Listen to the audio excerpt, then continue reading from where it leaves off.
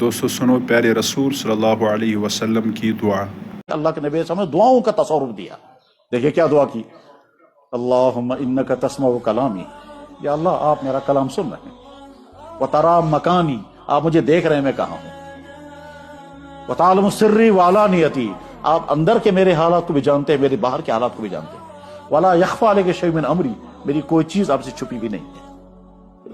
اسألک مسألۃ المسکین، جس طرح مسکین انسان مانگتا ہے اسی طرح سے میں آپ کے سامنے آتا ہے۔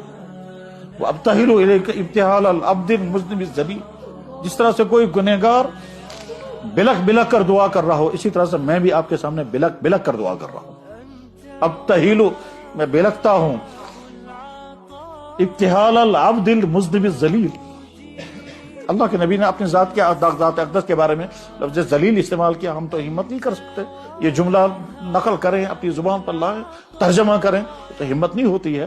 لیکن آپ نے کیا کہا، جس طرح سے کوئی مسکین بندہ، کسی عاجز بندہ اللہ کے سامنے بلک رہا ہو، یا اللہ میں بھی آپ کے سامنے بلکتا ہوں۔